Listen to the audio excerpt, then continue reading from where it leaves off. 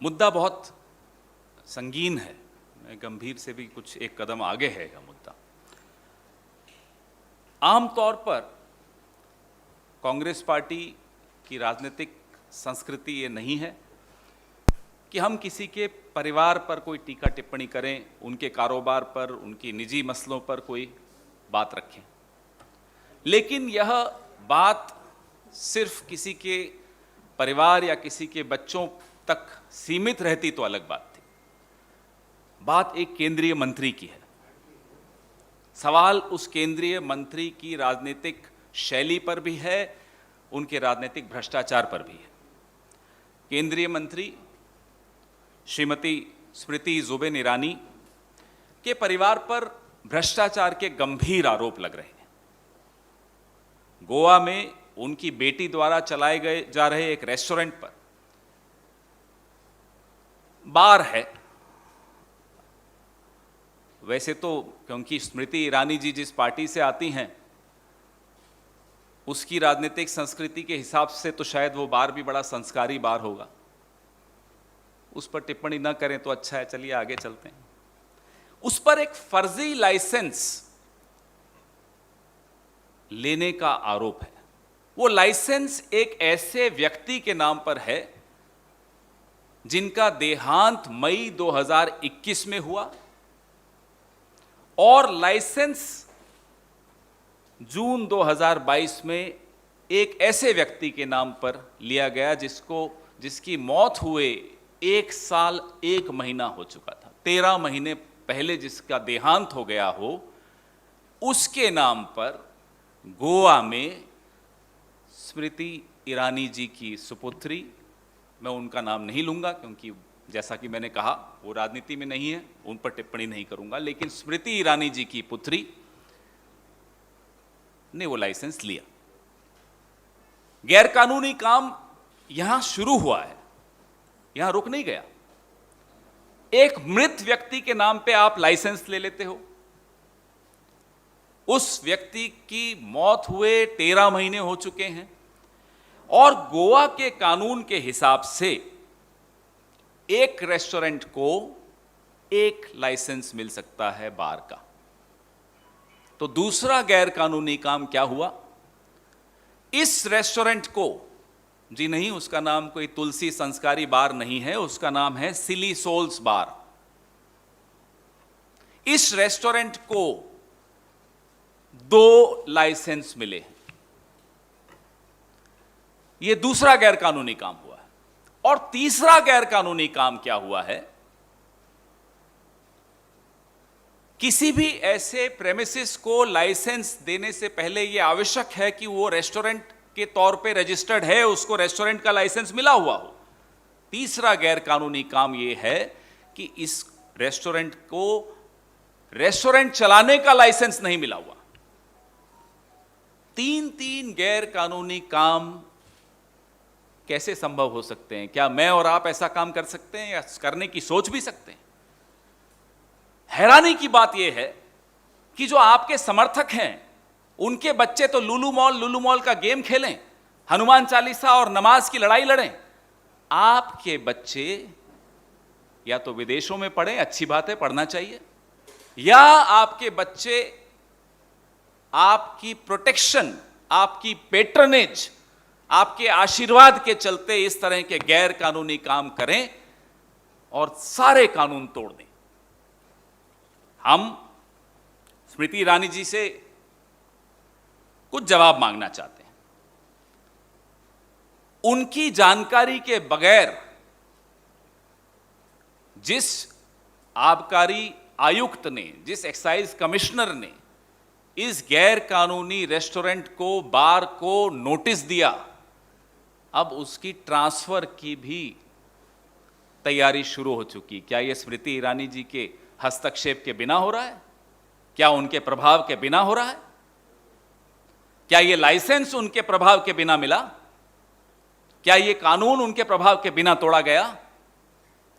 और आज सुबह हमारे जयराम रमेश जी को सूचना मिली, आज सुबह एक बड़ी विवादास्पद सिक्योरिटी फोर्स है, थंडर फोर्स सिक्योरिटी, उसके बाउंसर्स सुबह से ही उस बार और रेस्टोरेंट, गैर कानूनी बार और गैर कानूनी रेस्टोरेंट के आसपास घूम रहे हैं कि कहीं कोई पत्रकार नहीं आ जाए। तो आप लोग तो बड़ा ध्यान रखिएगा वहां जाने से पहले, बाउंसर्स घूम रहे हैं। स्मृति ईरानी जी, हम आपसे यह जानना चाहते हैं, यह धांधली किसके इशारे पर हो रही है? कौन आशीर्वाद दे रहा है इस धांधली को? किसका प्रभाव इस्तेमाल हो रहा है? इन अवैध कार्यों को अंजाम देने के पीछे कौन है? जो स्मृति ईरानी कल तक राहुल गांधी जी और सोनिया गांधी जी को लेकर तरह तरह के सवाल पूछ रही थी, हम उनसे जानना चाहते हैं कि ये बार वालों को अखबार चलाने वालों से क्या दिक्कत है? हम तो अखबार चला रहे हैं, उसमें आपको दिक्कत है, और आप गैर कानूनी रूप से बार चला रहे हैं और हम सवाल नहीं पूछें, यह संभव नहीं है। सत्ता बल का प्रभाव इस फर्जीवाड़े को छिपाने का भी पूरा इंतजाम करके बैठा है। जैसा मैंने आपको बताया कि जो निर्भीक अफसर, that brave officer, the excise commissioner, who mustered up the courage to give a notice to this illegal bar and restaurant, is being hounded today. You do not be surprised if he gets transferred or gets shunted out today. That's the level of corruption, that's the level of shamelessness, that's the level of brazen arrogance of this government, represented by Smriti Zubin Irani, one of the most favorite ministers of the Prime Minister. हम प्रधानमंत्री जी आपसे भी यह मांग करते हैं। आपकी तो मैंने सुना याददाश्त बड़ी अच्छी है प्रधानमंत्री जी, आपको तो याद होगा 12 दिसंबर 2004 को सूरत में स्मृति जुबिन ईरानी ने उस वक्त के गुजरात के मुख्यमंत्री का इस्तीफा मांगा था। याद नहीं है तो मैं याद दिला दूं प्रधानमंत्री जी आप। आज हम आपसे यह मांग करते हैं प्रधानमंत्री जी कि स्मृति जुबिन ईरानी को तुरंत प्रभाव से मंत्रिमंडल से बर्खास्त किया जाए।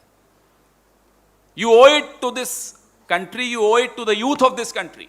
You cannot mislead the youth of this country to play Lulu Mall while your own children indulge into such illegal activities thanks to the patronage provided by you, Smriti Zubin Irani.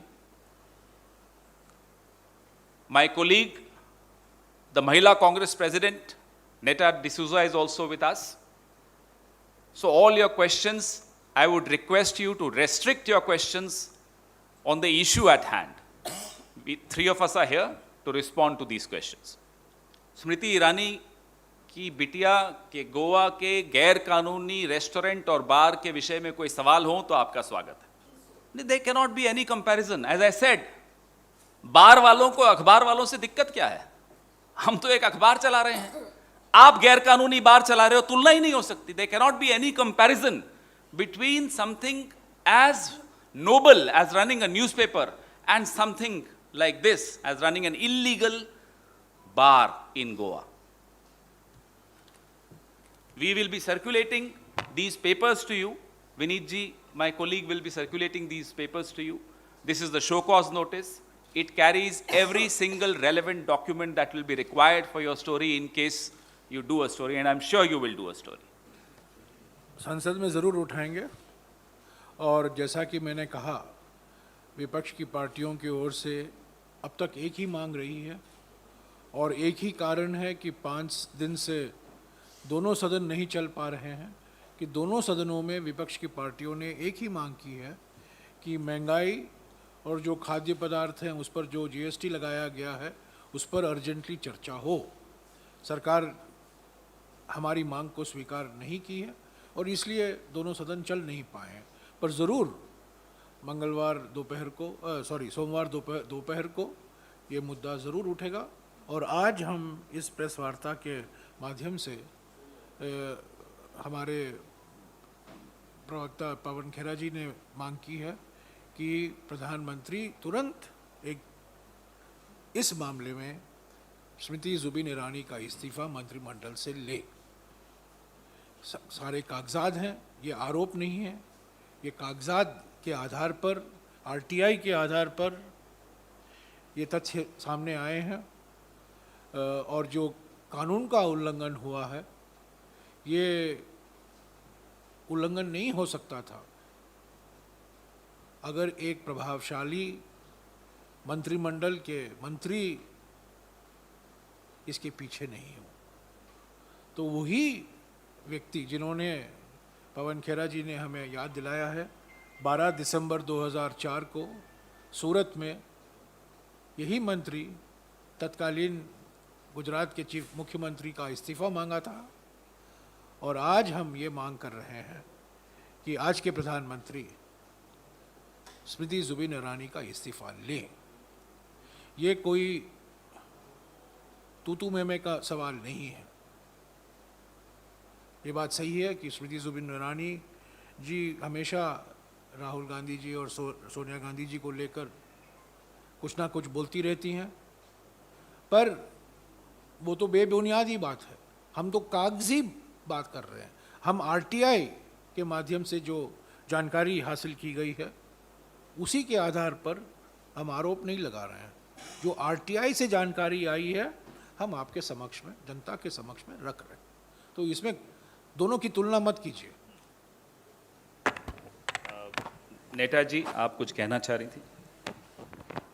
जो RTI activist है advocate Rodrigues, उनको protection भी मिलना चाहिए, क्योंकि इनका politics, ये vindictive politics खेलते हैं। पता नहीं चलेगा कि कुछ दिनों में उनका क्या हो सकता है इनके राज्य में, तो उनको प्रोटेक्शन मिलना चाहिए।